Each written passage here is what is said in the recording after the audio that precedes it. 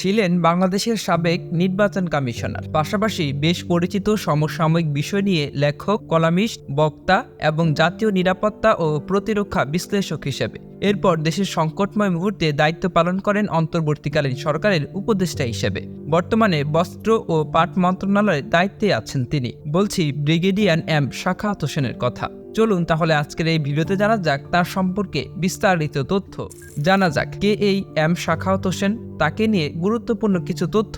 বাংলাদেশের অন্তর্বর্তীকালীন সরকারের বস্ত্র ও পাট মন্ত্রণালয়ের দায়িত্বে থাকা উপদেষ্টা হলেন এম সাখাওয়াত হোসেন। 1 ফেব্রুয়ারি 1948 সালে বাংলার ভেনিস নামে খ্যাত বরিশাল জেলায় জন্মগ্রহণ করেন তিনি। প্রাথমিক শিক্ষাটা শুরু করেন তেজগাঁও সরকারি প্রাথমিক বিদ্যালয় থেকে। এরপর 1963 সালে করাচি থেকে এসএসসি ও 1965 সালে সেখানে ইসলামিয়া বিজ্ঞান থেকে এইচএসসি পাশ করেন। তারপর করাচি বিশ্ববিদ্যালয়ে আন্তর্জাতিক সম্পর্ক বিভাগে অধ্যয়ন করেন। মজার ব্যাপার হলো সে সময় সেনাবাহিনীতে যোগ দেন তিনি US command and staff college থেকে স্নাতক এবং পাকিস্তান ন্যাশনাল ডিফেন্স কলেজ থেকে স্টাডিজে স্নাতকোত্তর ডিগ্রি লাভ করেন এবং Bangladesh university of professionals BOP থেকে তিনি পিএইচডি ডিগ্রি লাভ করেন। 1966 সালে কমিশন লাভ করেন এবং 1971 সাল পর্যন্ত তিনি পাকিস্তানের একজন শিয়ালকোটে ছিলেন। তিনি লেফটেন্যান্ট কর্নেল ডক্টর রেহানা খানমকে বিয়ে করেন এবং তাদের 2 সন্তান রয়েছে।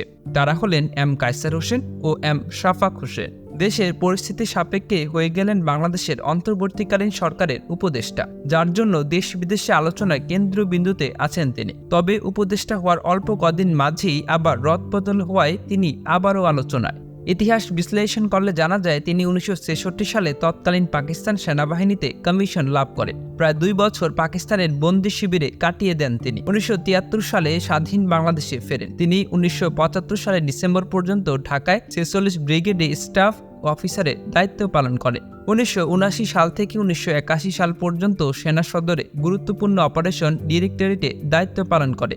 পরে ব্রিগেডিয়ার হিসেবে 2 ইনফ্যান্ট্রি ও একটি আর্টিলারি ব্রিগেডের অধিনায়ক হন। 2007 সাল থেকে 2012 সাল পর্যন্ত তিনি নির্বাচন কমিশনার হিসেবে দায়িত্ব পালন করেন।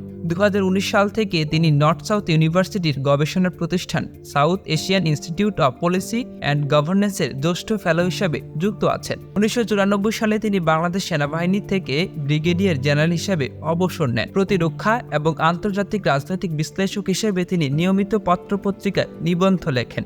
এছাড়াও তিনি 20টিরও অধিক বই লিখেছেন, যেগুলো দিয়ে অনেক সুনামও কামিয়েছেন। দেশ বিদেশে আলোচিত এমন ব্যক্তিদের নিয়ে সবসময় ভিডিও পেতে স্কিলফির সাথেই থাকুন। আর অবশ্যই সবার আগে আমাদের সব ভিডিও দেখতে স্কিলফি চ্যানেলটিকে এখনই সাবস্ক্রাইব করুন এবং পাশে থাকা বেল আইকনটিতে ক্লিক করতে ভুলবেন না।